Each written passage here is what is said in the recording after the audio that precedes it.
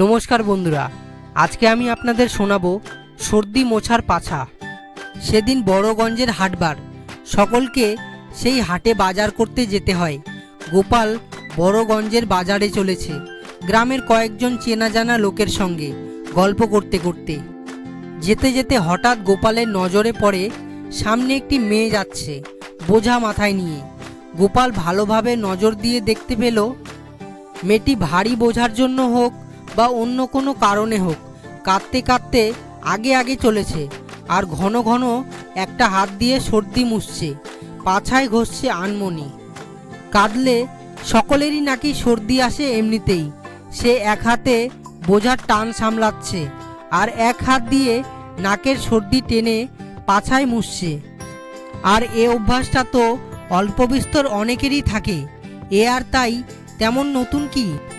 গোপালের মাথায় দুষ্টু বুদ্ধি খেলে গেল আর মুখে দেখা গেল বাঁকা হাসি।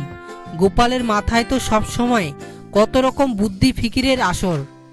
সে মনে মনে ভাবলে একটু মজা না করলেই নয়। মেয়েটি গরিব হলেও চলন ও অন্যান্য আদব কায়দা দেখে ভালো ঘরেরই মনে হচ্ছে। আর মেয়েটির ছেলে মানুষই মিষ্টি চেহারা কিলবিল করছিল ফন্দিগুলো গোপালের মাথায়। তারই একটাকে সে ছেড়ে দিল মেয়েটির কান্না থামাতে আর তার মুখে হাসি টেনে আনতে এবং তার মনের ব্যথা ভোলানোর জন্য। চটিতে গোপাল এগিয়ে যায়, ফুপিয়ে ফুপিয়ে কান্নার ভান করে। নাকের সর্দি জোরে ভেতরে টানার শব্দ করে, যেন কত জমে আছে। তারপরই হঠাৎ একদলা সর্দি বের করে মেয়েটির পেছনের কাপড়ে মুছে দিল। মেয়েটি চমকে উঠে সে ঘুরেই মুখ ঝামটা দিয়ে বললে, এ কী করলেন মশাই? আপনার সর্দি আমার গায়ে মুছতে আপনাকে কি কেউ বলেছে? আপনার লজ্জা করলো না? ছি ছি, বেহায়া কোথাকার! মেয়ে ছেলের গায়ে হাত দিলেন?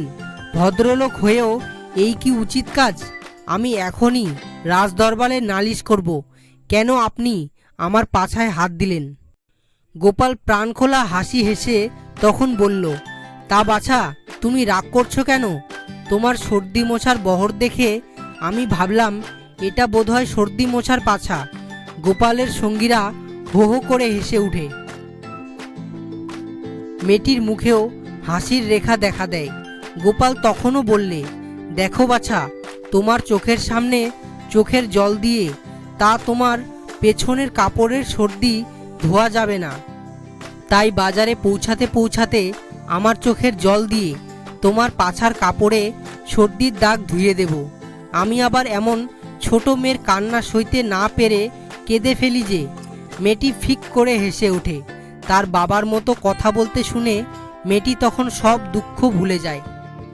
বন্ধুরা, ভিডিওটি যদি ভালো লাগে তাহলে একটি লাইক করে দিন এবং চ্যানেলে পাশে থাকার জন্য সাবস্ক্রাইব করে বেল আইকনটি বাজিয়ে দেবেন এবং ভিডিওটি যদি ইন্টারেস্টিং মনে হয় তাহলে বন্ধুদের মাঝে শেয়ার করে দেবেন।